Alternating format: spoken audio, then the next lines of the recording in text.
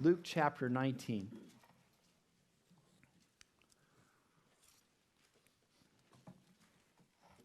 Verse 41.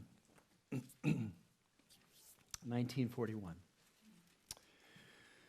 When Jesus approached Jerusalem, he saw the city and wept over it, saying, "If you had known in this day, even you, the things which make for peace. But now they have been hidden from your eyes.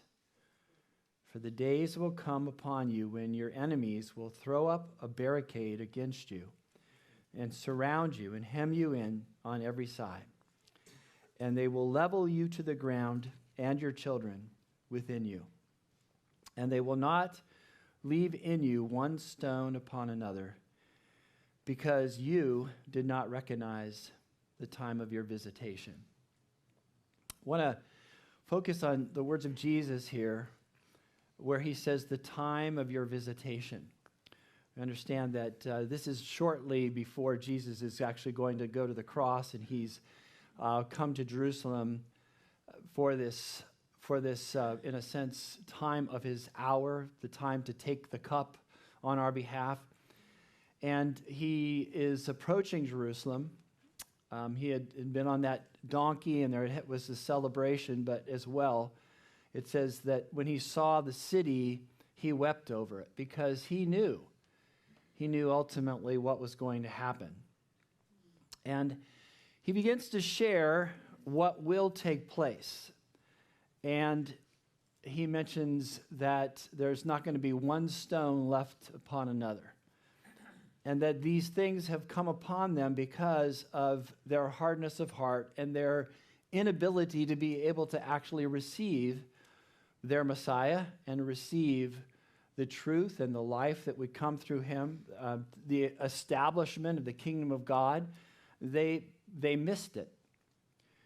And then that verse 44, describing it, they will level you to the ground and your children within you, and they will leave not one stone upon another, because you did not recognize the time of your visitation.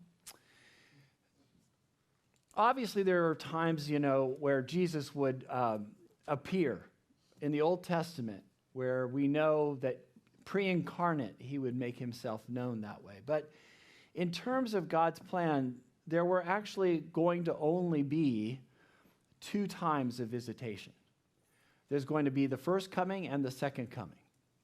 You could say, are there 3? Because the rapture comes before the second coming.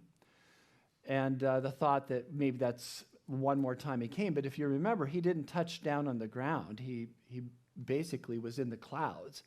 The people knew that this was the beginning. The people who were left knew it was the beginning of the wrath of God. But that really ties more to the second coming. And so there were 2 visitations. And Jesus is just explaining that if they had had different hearts, the people of Israel, if they had different hearts, they could have received it. And we've talked about this before. Is it a reality that they in fact could have actually responded and the kingdom start right then? I think so. Now, sovereignly, God knew that wouldn't happen. And sovereignly, God had a plan for the Gentiles, that it wouldn't just be Israel, but it would be all who would have an opportunity to be saved. But that's something about, and we're not getting into it, that's something about the sovereignty of God and free will. They both happen at the same time. And it's hard to understand that, but see, God is so outside of time and space and so much beyond our finite thinking. He can do that. He can do that. In fact, I really believe, I shouldn't be talking, but what I really believe is that we only have free will because God goes out of his way to give it to us. Right. I don't think you could even have that happen unless God didn't interfere in certain ways and in other ways was completely in control. So another time we'll talk more about that. But there were 2 visitations, and they missed their opportunity. They were hardened of heart. So now I want you to just turn the page likely and go to Luke 21. Luke 21, verse 5.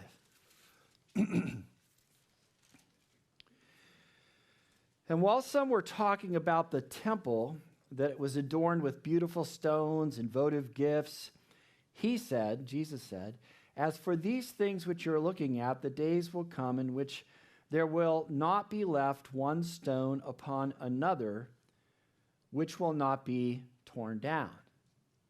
Now, we just got through reading that other passage as he went into Jerusalem, and he said that there would not be one stone left upon another. And now, we look at this passage, and they were looking at the temple. They were amazed how beautiful it was. And Jesus says again, as for these things which you are looking at, the days will come in which there will not be left one stone upon another, which will not be torn down. Now we know that in the tribulation period, there will be similar circumstances then with the temple that will exist at that time. But what is he talking about here? So let's keep going. Verse 7.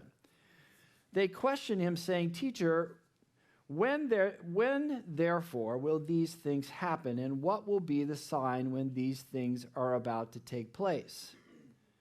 And he said, See to it that you are not misled. For many will come in my name, saying, I am he, and the time is near. Do not go after them. Whatever he's referring to, he is saying the first thing that's going to happen is that there's going to be deceitful spirits, deceitful demonic spirits who introduce doctrines that are false to mislead people. And one of them, obviously, is to actually mislead in the area of who is, in fact, the Messiah. Verse 9. When you hear of wars and disturbances, do not be terrified, for these things must take place first, but the end does not follow immediately. Now, my first thought is he's referring to the birth pangs that take place prior to the church being raptured, and as well then the beginning of the tribulation period. Let's continue on. Verse 10. Then he continued by saying to them, Nation will rise against nation and kingdom against kingdom, and there will be great earthquakes, and in various places plagues and famines, and there will be terrors and great signs from heaven. Again, it sounds to me like those birth pangs. Then he says in verse 12, but before all these things. So that means to me, before the birth pangs and before the tribulation, something else is going to happen. Before the birth pangs and before the tribulation, right? Before all these things, they will lay their hands on you, disciples, believers, and will persecute you, delivering you to the synagogues and prisons, bringing you before kings and governors for my name's sake.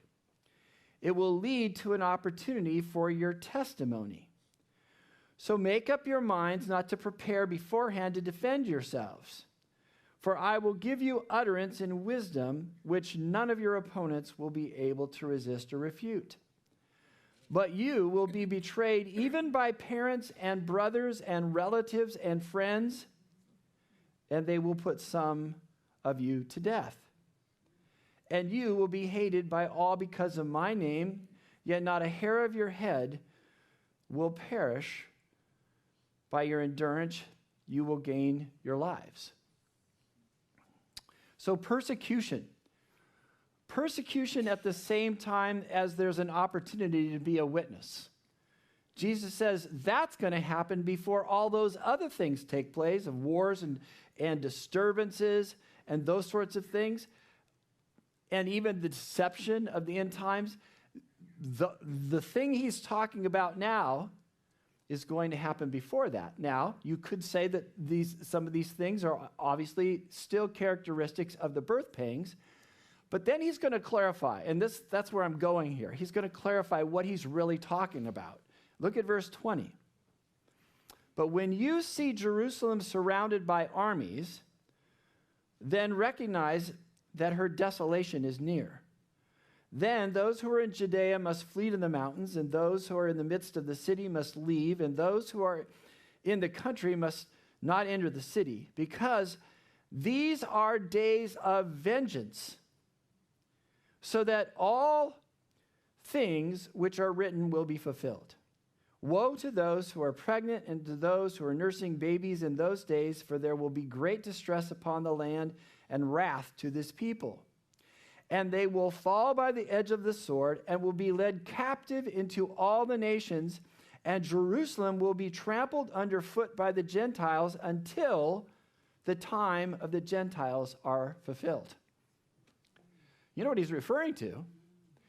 He's referring not to the second visitation and the second coming.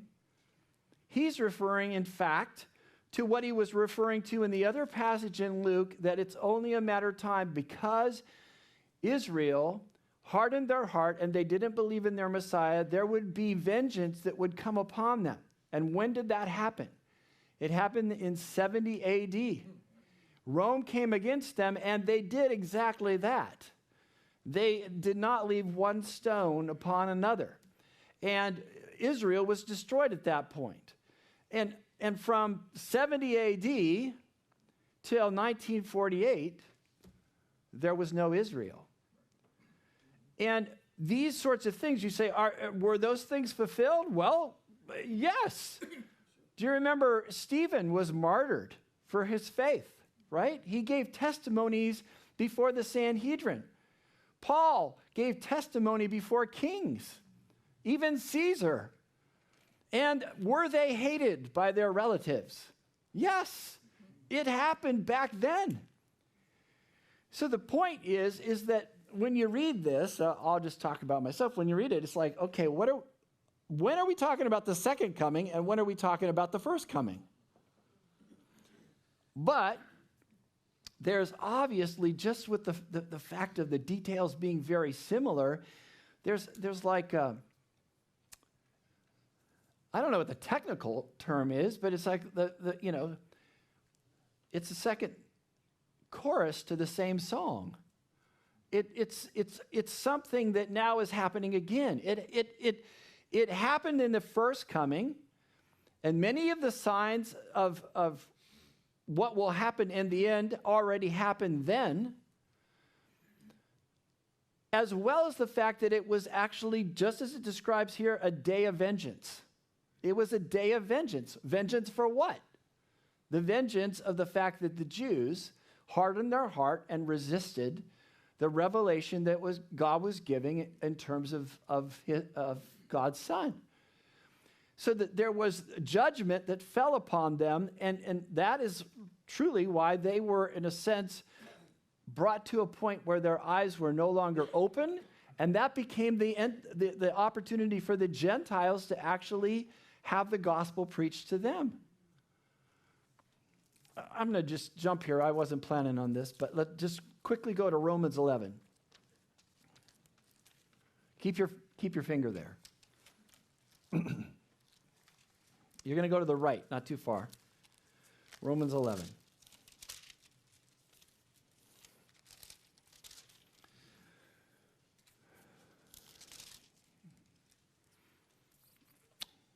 This is a description of what God's doing. In Romans 11:25, Romans 11:25.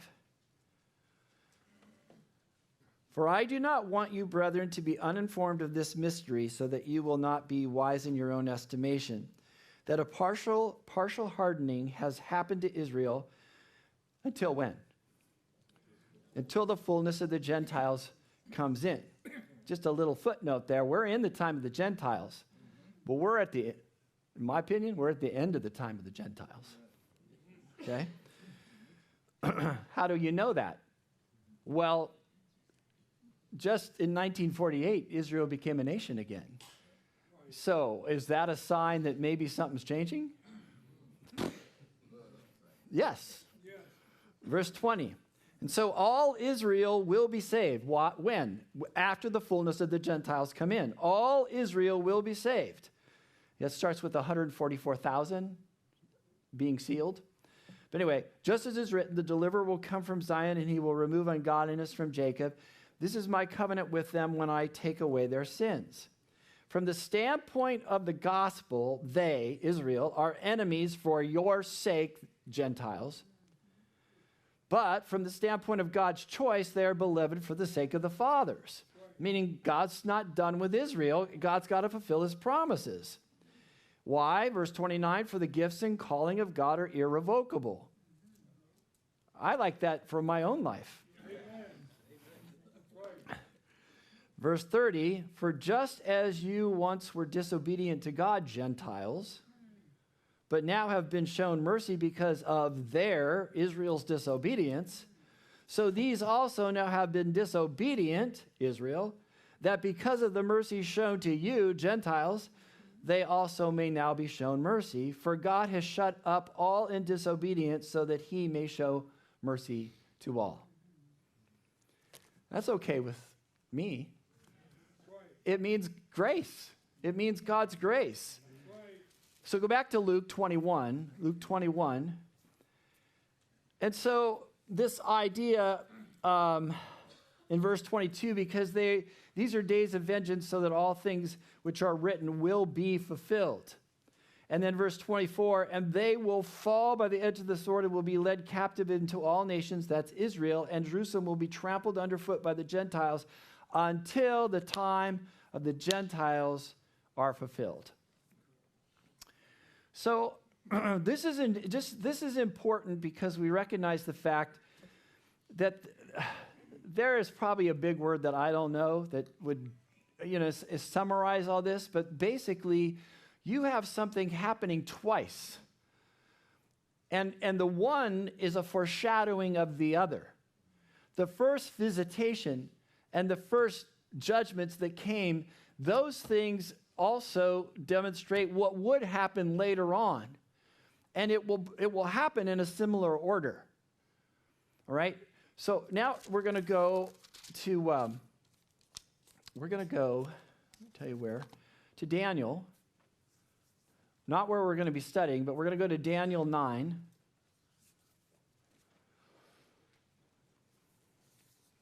And this kind of, as well, confirms the things we're talking about. Daniel 9 and verse 24.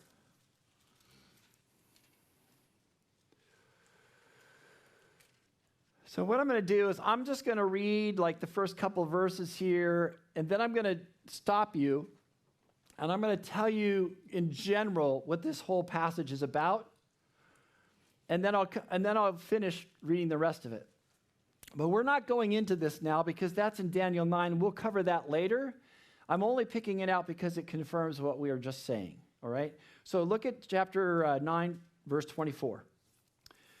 70 weeks have been decreed for your people and your holy city, referring to Israel, to finish the transgression, to make an end of sin, to make atonement for iniquity, to bring in everlasting righteousness, to seal up vision and prophecy, and to anoint the most holy place.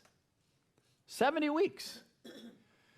So Daniel is given this prophetic view, and it's revealed to him that for the people of Israel, there are 70 weeks that will actually cover everything that needs to happen of any significance in God's plan for Israel. So in essence, he's saying, I'm telling you that in 70 weeks, everything is going to be taken care of. Everything, including salvation, including everlasting righteousness, even including that vision and prophecy won't even need to be anymore.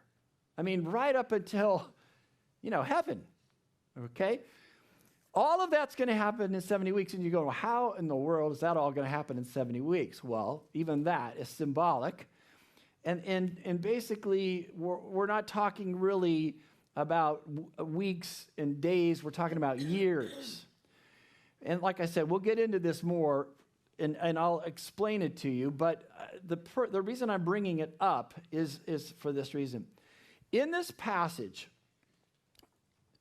Daniel's going to say, as he's given this word, he's going to say 69 weeks are significant in the life of Israel, okay? And you can, we'll get into it later, but that's something like 490 years, okay? If you get, if you figure it all out. That's probably not the right number, but it's close to that. Doesn't matter, we'll talk about it. But anyway, so you're going to get this like 490 years, all right? And when you get to the end of that, the Messiah is coming, the first time, all right? Then, after that, nothing is said about Israel until you get to the last week, which is a 7-year period, which would be 69 weeks. And am I saying this right? And the last 7 days, what am I doing wrong? Let's read it, okay? See, I just want to touch on it. I don't want to get into it, but maybe I'll have to. Okay. 70 weeks means 70 times 7, right? And so that's 490. And it's not talking about, like I said, days. It's talking about years. All right. So take the first part of it, and let's look at the next verse. So there, you are to know and discern that from the issuing of a decree to restore and rebuild Jerusalem until Messiah the Prince, there will be 7 weeks and 62 weeks. Add those together, that's 69 weeks. It will be built again with plaza and moat, even in times of distress. It will be built up with plaza and moat, even in times of distress. Then, after the 62 weeks, actually the 62 plus the 7, the Messiah will be cut off and have nothing, and the people of the prince who is to come will destroy the city and the sanctuary. And its end will come with a flood, even to the end there will be war. Desolations are determined. Now, that whole description of the 69 weeks gets you to the time of the first coming of Jesus Christ, all right? And in that, Jesus comes, he's rejected by Israel, and then afterwards, the temple and the city are destroyed. There's desolation. That's what it's talking about here is that in that period of time, all of those events will take place. And then, look at verse 27. And he, that is the person who will be the Antichrist in the last 7 years in the tribulation period, he will make a firm covenant with the many for 1 week, but in the middle of the week, he will put a stop to sacrifice and grain offering, and on the wing of abomination will come one who makes desolate, even until a complete destruction, one that is decreed, is poured out on the one who makes desolate. All right. So you got 69 weeks, which represents something around, 400, almost 500 years, okay? From the time a decree is given to rebuild Jerusalem. Well, if you remember, the Jews had actually been put captive in Babylon. That's where Daniel is actually ministering. At a certain time, though, there's going to be a decree to actually go back and rebuild the walls within the city of Jerusalem. Before that, the temple was already rebuilt, and then the walls will be rebuilt. And from the time the walls are rebuilt to the time of Christ, it is exactly that many years. All right? We know in history.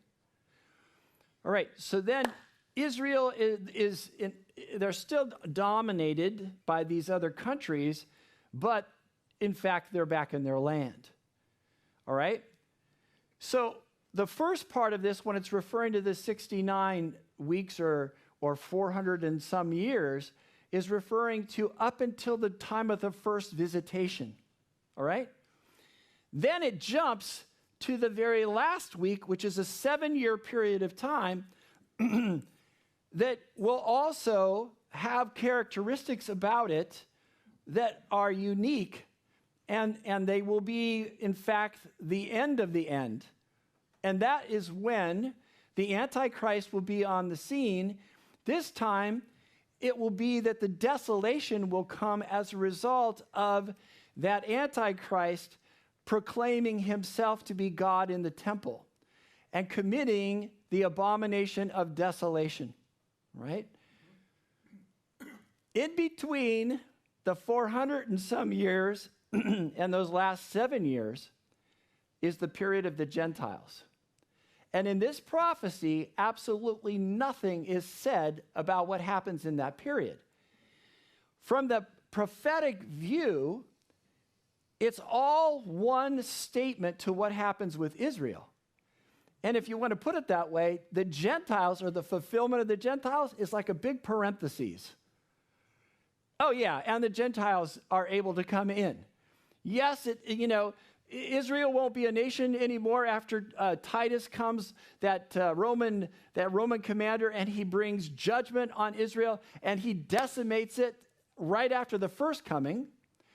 There won't be Israel for thousands of years, but there's going to be a last week, a last 7-year period, and when that kicks in, God is going to bring judgment, and part of the judgment will be on this figure who will go in and proclaiming himself God, but God, Almighty God, will not allow it. And God will put an end to him and every part of his kingdom. I wanted to bring this passage up, and like I said, we'll go into more detail later, but I wanted to bring it up because it confirms the fact there are two different events. The first visitation, the second visitation. There's, in a sense, the first desolation and the second desolation. And what we're going to learn today in Daniel chapter 8 is there is a figure who is like the Antichrist who will be there before Jesus comes the first time. A foreshadowing of the Antichrist, a guy. And then there's going to be the real guy, the real Antichrist during the tribulation. Does that make sense? And I thought it was important to talk about all that because that's exactly what Daniel 8 talks about. So go to Daniel 8.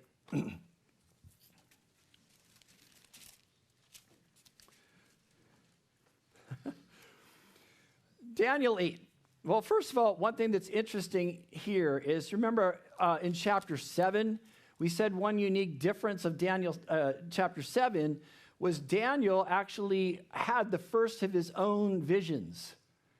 And it was a major vision, okay, of the end times. We went through that already.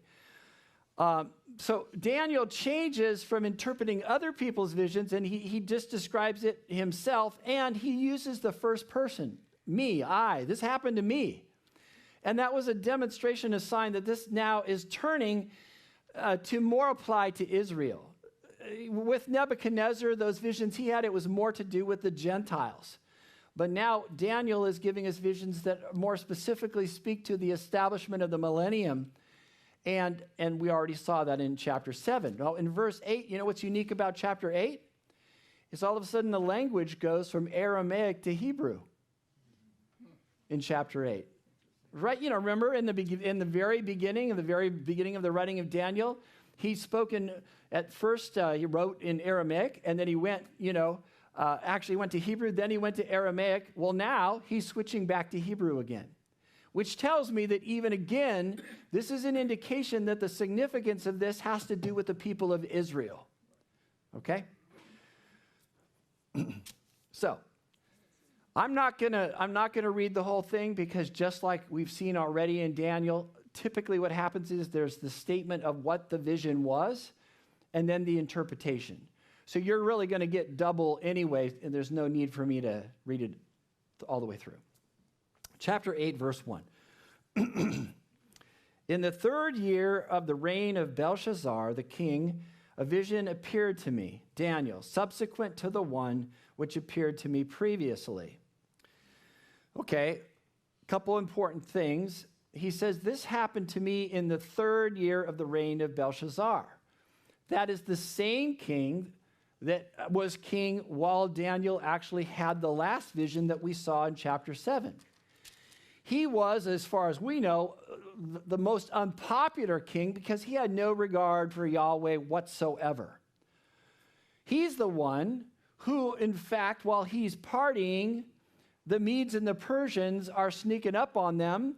And at the very end of Daniel interpreting what was the handwriting on the wall, he is slain that very night, and it changes hands to the Medes and the Persians. Okay?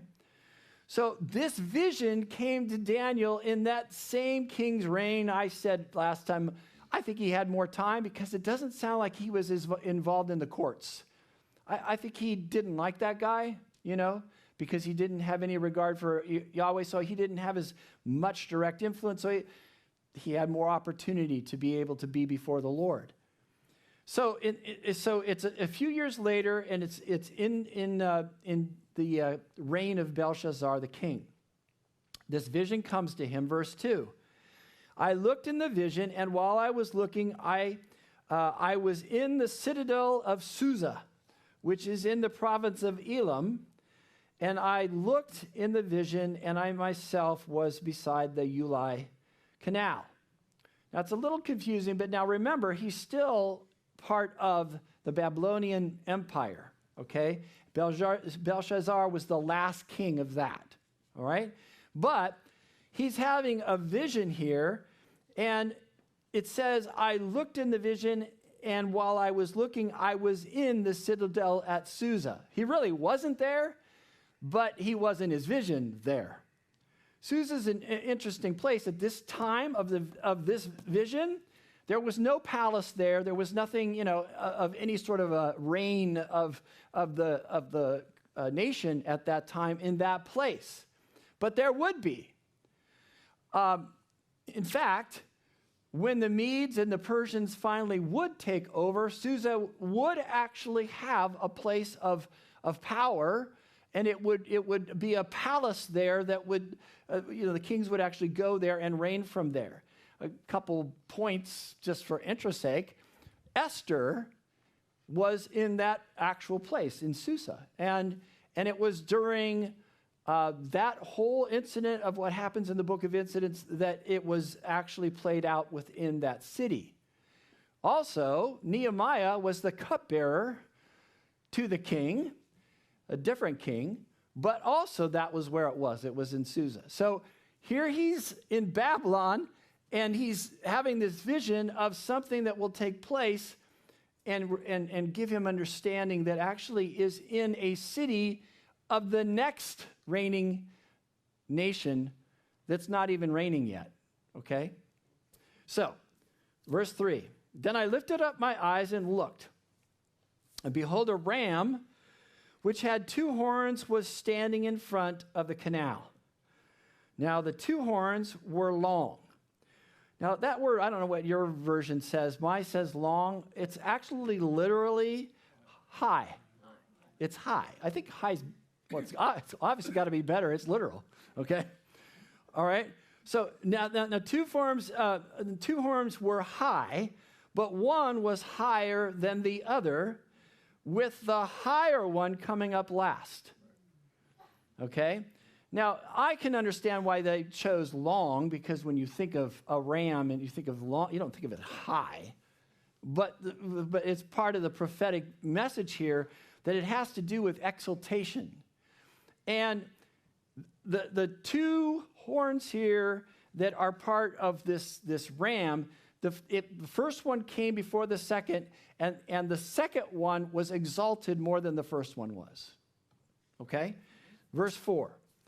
I saw the ram butting westward, northward, and southward, and no other beast could stand before him, nor was there anyone to rescue from his power. But he did as he pleased and magnified himself. I'm not going to get too much into the interpretation until we get to the interpretation. Okay, verse 5. While I was observing, behold, a male goat was coming from the west over the surface of the whole earth without touching the ground. That's interesting. And the goat had a conspicuous horn between his eyes. He was not a unicorn. Okay. I had to say that. Verse 6. He came up to the ram that had the two horns, which I had seen standing in front of the canal, and rushed at him in his mighty wrath. I saw him come beside the ram, kind of like broadside. He came beside the ram, and he was enraged at him, and he struck the ram and shattered his two horns. And the ram had no strength to withstand him, so he hurled him to the ground and trampled on him. And there was none to rescue the ram from his power. Then the male goat magnified himself exceedingly.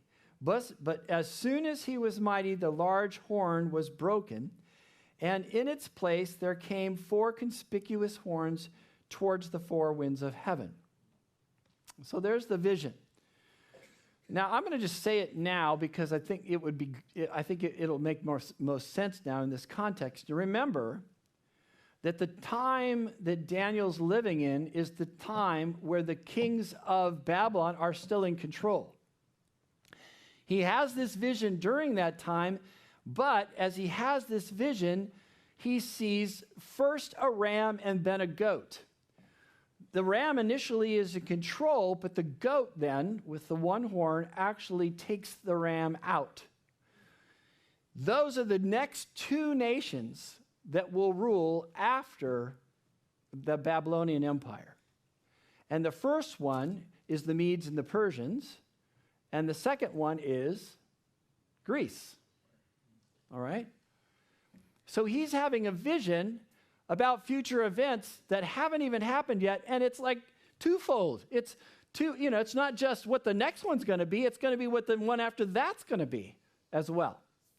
And if you remember Nebuchadnezzar's dream, remember the head was gold, and then the next one was silver that had arms in a sense, and that's the Medes and the Persians. And then the third one, which was bronze, that was Greece. So this is another vision that has something to do with those coming nations. All right, let's look at the interpretation. Verse 9, I think we're there. Out of one of them came forth out of one of them. You know what? I cut it off earlier. I'm still actually in the vision. Basically, there were 4 conspicuous horns that actually took the place of the one horn that was in the center of the eyes of the goat. All right? So now there's 4 conspicuous horns, and then he goes on more detail. Verse 9, out of one of them came forth a rather small horn, which grew exceedingly great towards the south, towards the east, and towards the beautiful land. Beautiful land is Israel. It grew up to the host of heaven. Okay, so remember how we were saying that these horns, they're not long, they're high? Well, this horn actually grew up to the host of heaven and caused some of the host and some of the stars to fall to the earth, and it trampled them down. It even magnified itself to be equal with or come up to the commander of the hosts.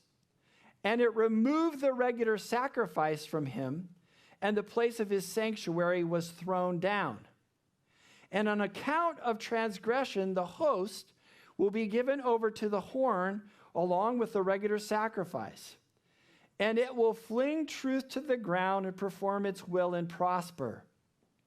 Then I heard a holy one speaking, and another holy one said to the particular one who was speaking, how long will the vision about the regular sacrifice apply, while the transgression causes horror, so as to allow both the holy place and the host to be trampled?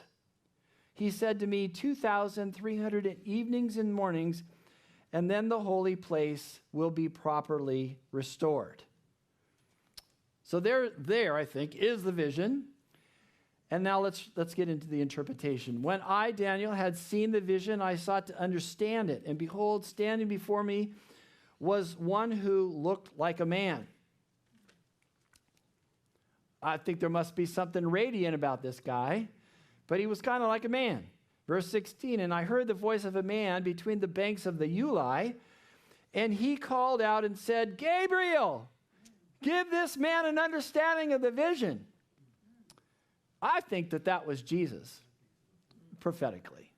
Because Jesus is giving the commands, and Gabriel's a pretty high up there, archangel, okay? He's telling Gabriel, hey, give Daniel an interpretation here. Let him know what's going on. Verse 17, so he came near to where I was standing, and when he came, I was frightened and fell on my face. But he said to me, Son of man, understand that the vision pertains to the time of the end.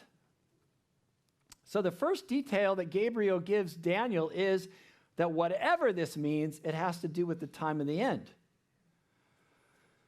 Now, the hard thing is when you actually read that, you think, oh, okay, that means the second coming of Christ. But actually what we're going to see is that he's going to actually call the time of the end really the first coming of Christ. A lot of the details that are going to be here have to do with the first coming of Christ. But remember what we said, the first coming, that visitation, and what will happen will be a foreshadowing of the second. So there will be a lot of tie-in. Okay? So Gabriel says it's going to be about the time of the end. Don't be worried, fearful. Okay? Verse 18. Now while he was talking with me, I sank into a deep sleep with my face to the ground, but he touched me and made me stand upright. That often was the case. The angels had to give him some strength, and once in a while, the angel couldn't even give strength to the guy. The Lord himself would have to put his hand on him to, because it's so supernatural and beyond them. Verse 19, he said, Behold, I am going to let you know what will occur at the final period of indignation, for it pertains to the appointed time of the end. So this is a time of a description of the final period of vengeance or wrath, for it pertains to the appointed time of the end. If I were Daniel, I'm thinking of the end of the end. I'm thinking of the very end, but it's actually, again, this twofold explanation in terms of the first and second comings. Verse 20. The ram which you saw with the two horns represents the kings of Medes and Persia. Don't you just love that he just said it outright? I'm just going to tell you straightforward. That ram with the two horns was Medes and Persia. He doesn't say it, but actually the Persian aspect of that nation didn't come until afterwards, but it was the prominent one. Persia really had the main control, and so that's why it was a higher horn or longer horn. Verse 21. The shaggy goat represents the kingdom of Greece, and the large horn that is between his eyes is the first king. Who was the first king of Greece? Alexander the Great. Okay? Verse 22, the broken horn and the four horns that arose in its place represent four kingdoms which will arise from his nation. Actually, Alexander the Great had a couple of things happen. He died early, and part of it was they felt like he was insane. Okay, so he conquered an incredible amount of territory, but he died early, and then four of his generals took over, north, south, east, west.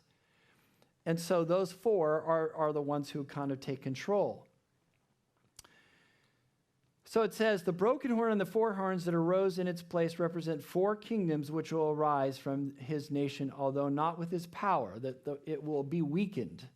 Verse 23, in the latter period of their rule, when the transgressors have run their course, a king will arise, insolent and skilled in intrigue.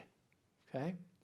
So remember, you got four generals who've, in a sense, taken each of these four areas, and from them, there's going to be, in a sense, kind of at first anyway, an inconspicuous horn that shows up, meaning a ruler, someone who's going to take control. that ruler is going to come in, and the description here says insolent and skilled in intrigue. Literally, it's strong of face and ambiguous speech.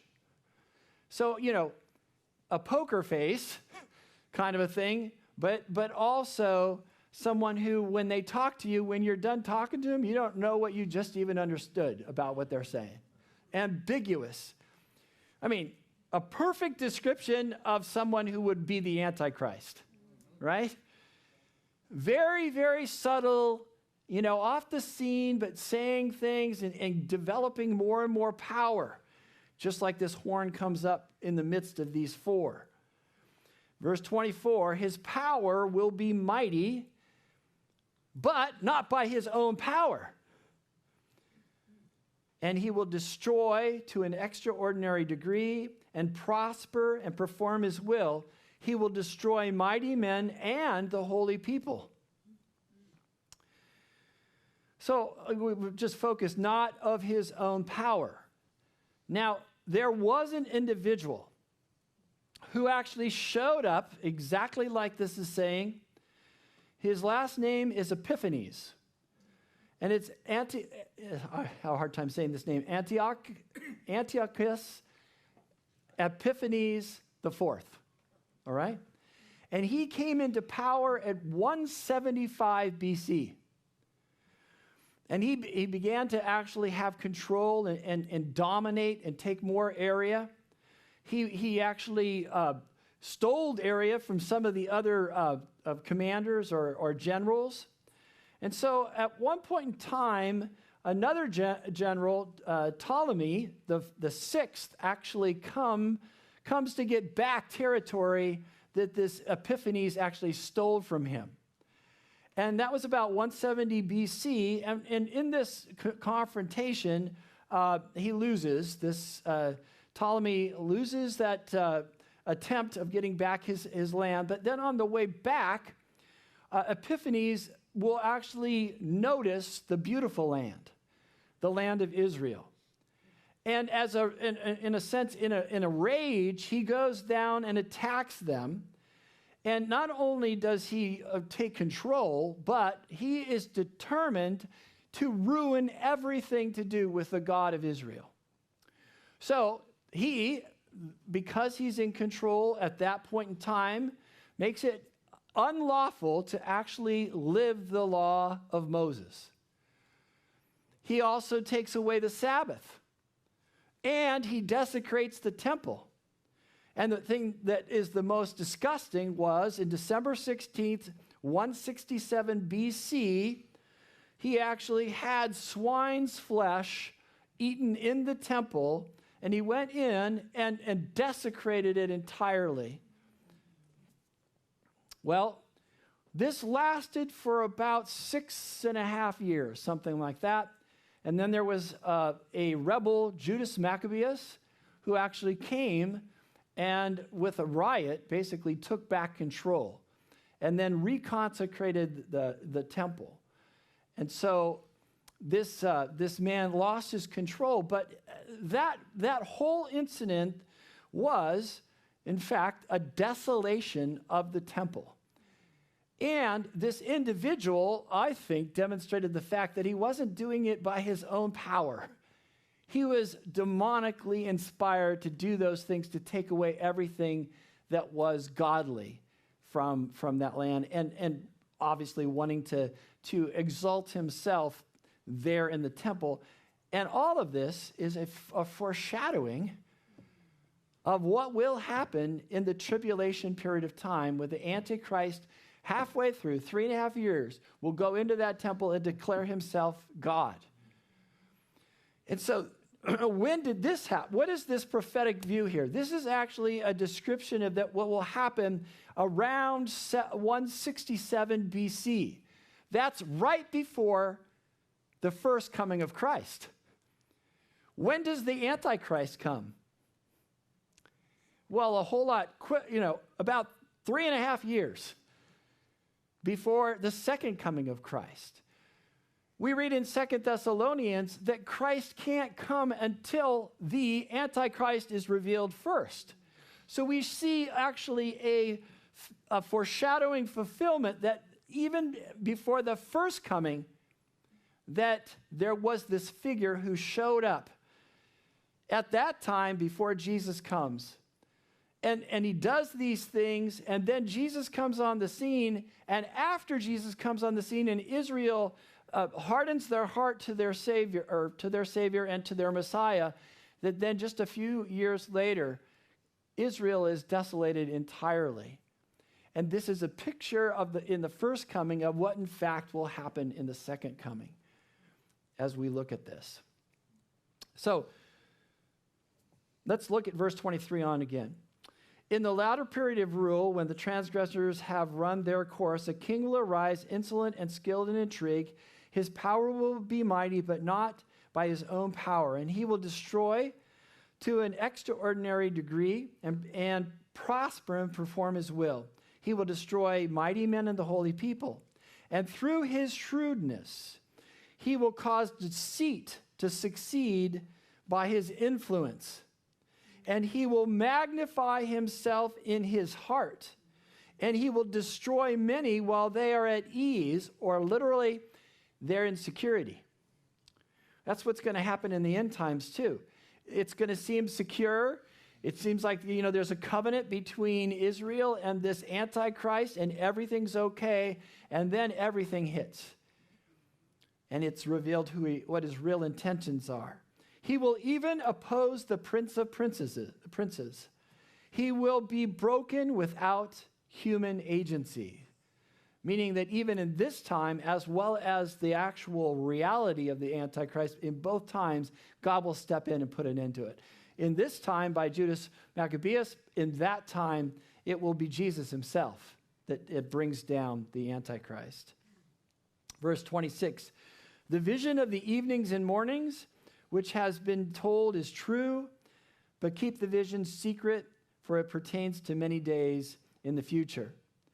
Well, it said 2,300. Do you remember when it said, how long will this abomination of desolation actually stay in existence, where the temple is desecrated? How long? Well, it says there 2,300 evenings and mornings.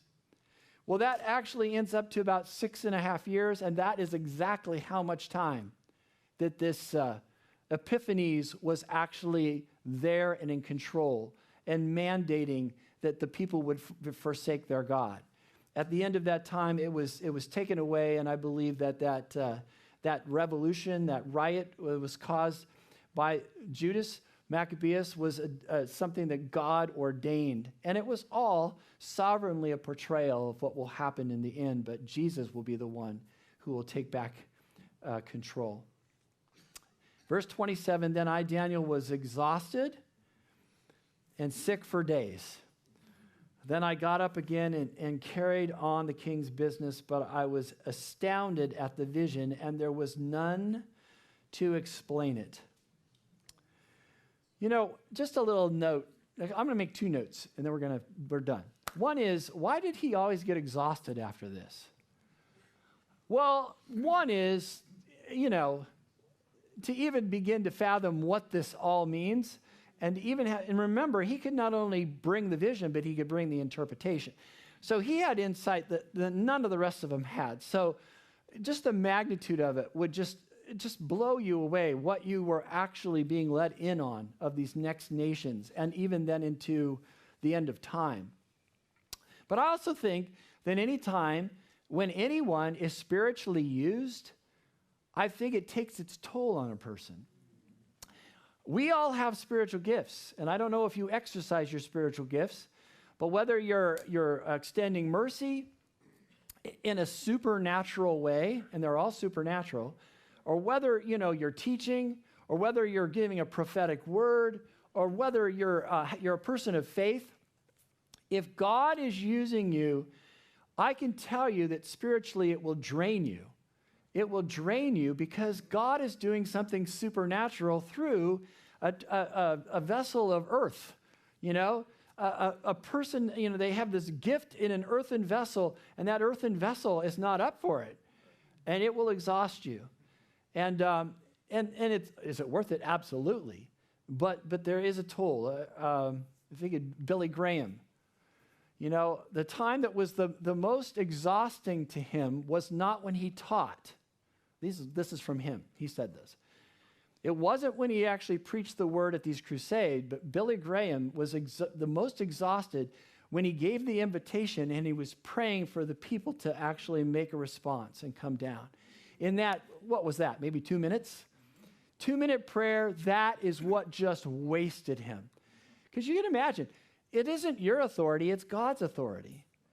And that authority resting on you and 70,000 people in an auditorium or in a stadium, you know, that would just tap you to the end of yourself. And so that's one thing I wanted to say. The other thing I wanted to say is, you know, what's interesting here is we're being introduced into the fact, and I didn't cover it. Just quickly look at this. Look at verse 9. I have a minute and a half, okay? Verse 9. Out of one of them came forth a rather small horn which grew exceedingly great towards the south, towards the east, and towards the beautiful land. It grew up to the host of heaven and caused some of the host and some of the stars to fall to the ground, and it trampled them down. Now we're being introduced, this is one of the first indications of principalities and powers, all right? And the fact that there's this angelic realm that are involved in God's purposes. Gabriel is here to actually give interpretation.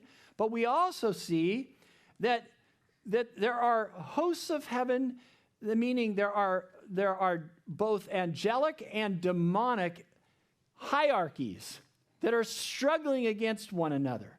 And in this case, this guy that's being described, this Antichrist sort of figure, he's getting his power from elsewhere, meaning that he is actually demonically empowered. And so in this case, in verse 10, it says, and it grew up to the host of heaven and caused some of the host and some of the stars to fall to the ground, and it trampled them down.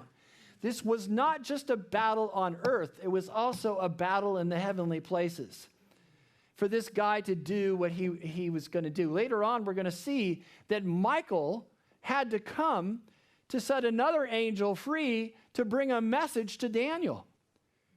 Because it's all supernatural and in the unseen realm. And just as you would acknowledge a ruler in a country, there's somebody above that ruler. In an angelic way or in a demonic way. And there's battles that go on all the time, and we're going to see it as we go forward.